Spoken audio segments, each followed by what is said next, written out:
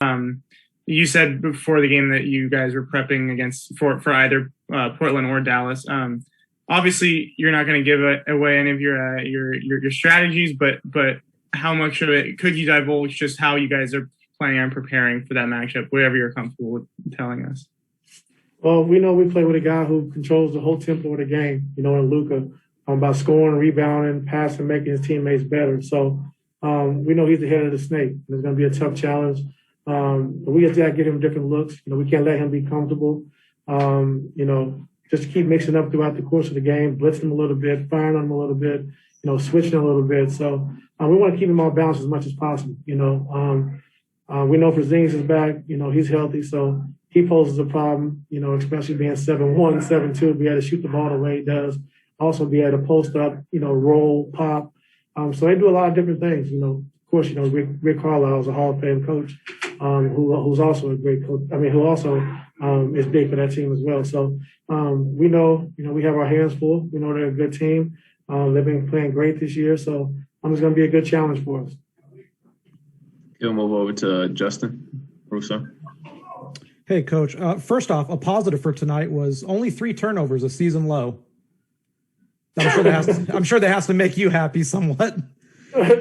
Well, hopefully we can get it from our starting guys to only have 3 turnovers. But I thought the young guys did a great job, man. They played hard, competed, and it was just good to see those guys out there on the floor like that. What'd you make of Daniel Ortuver's play tonight? You gave him 37 minutes. It was by far the longest stint he's had as a professional. What did you make of his overall impact this evening? I thought, just it's a first chance to get this kind of minutes. Basically play starter minutes tonight, and just something to get his feet wet and something he can look forward to going down the line. But I thought he played hard. I thought he played tough. He learned some things tonight. Their guys are pretty big and pretty physical. So getting in the weight room, I think, owning the space better, like far as rebounding the basketball, and then owning the space on the shots. They were a long team. They were pretty physical with them. So this is a good test for him tonight. Appreciate it. And now we'll try Miriam this time. Hey, Todd, how important were these couple games for Serge to sort of get his legs under him, and what do you think of his play? Yeah, it was really good. Serge said he felt great, especially after the first game. Coming back the next day, had no soreness, no pain, and tonight he said he felt great as well. Just getting his wind back is the biggest thing for him. Getting in better game shape, but overall, he's not happy with his shot right now, but that's going to come. We know he can shoot the basketball. So the physicality of the game, the speed of the game was the most important thing we needed to see. And I thought he did a good job with that these 2 games he played. Right. Can I also ask about the DJs you guys are going to have coming in? Do you know who they are? Are these like your favorites of yours, or how does that work? No, it's probably going to be a team DJ. We'll probably have Jay Porterfield do the DJ.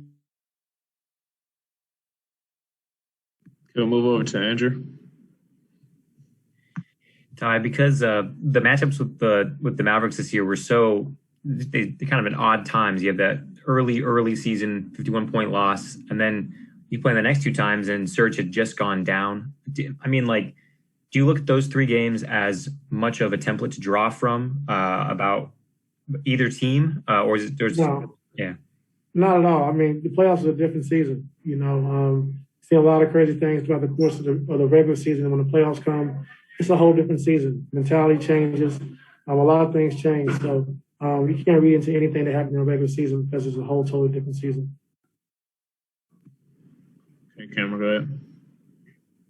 Hey, Ty. So with that being said, with the playoff being an entirely different season, kind of what is your approach? Do you guys just approach it or focus on more what you can do? I understand what you said about Luka being the head of the snake earlier, and the compliments you gave them guys, but is your approach just focused on what you guys can do as a team going into the playoffs, or do you kind of take some of the things that you've seen from them earlier in the season and kind of focus on that?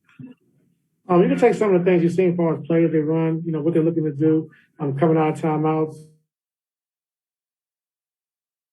Just kind of get, themes of how they play. But as far as wins and losses throughout the course of the season, a lot of things are different. Back-to-backs, getting in late, playing a team on their home floor twice, back-to-back. So it's a lot of things to take into account. But, in the playoffs, it's going to be rest in between games. You got the first two at home, the next two on the road, and you just kind of get into a rhythm and a pattern of what's going to happen. So, like I said, it is a total different season, and we're up for the challenge. These young guys that you guys had played in the last week or so of the game, how much do you think that's going to play an impact going into the playoffs? The young guys? Yeah, you played the young guys, obviously, with some injuries and the mismatch. I'm not sure how much it's going to impact the playoffs, but they do get a chance to be on the scout team and run Dallas's plays, run it with pace.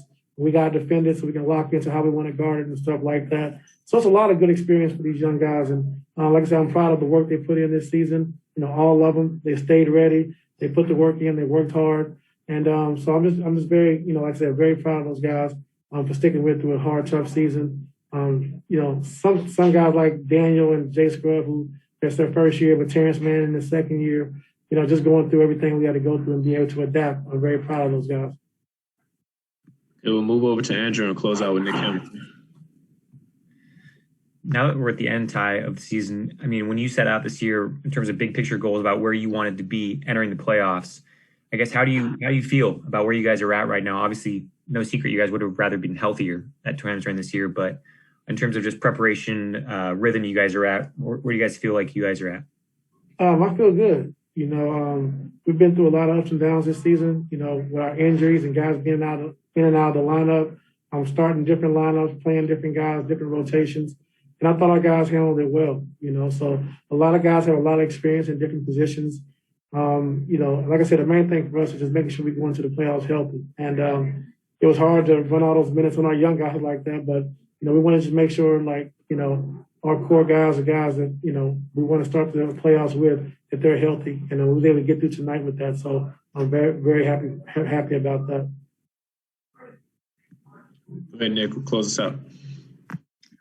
Hey, Coach, you talked about the younger guys, logging in more minutes because of obviously injury or just giving the starters kind of a rest a little bit. How much do you feel like that will help the younger guys heading into the playoffs with that experience?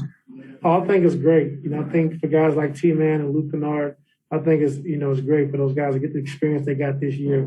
A lot of big games, a lot of big situations, and those guys were on the floor. They had to produce, and they came through a lot of times. So I think it was a great experience for those guys going into the playoffs. Thanks, Ty. That's all I have for you. Thank you.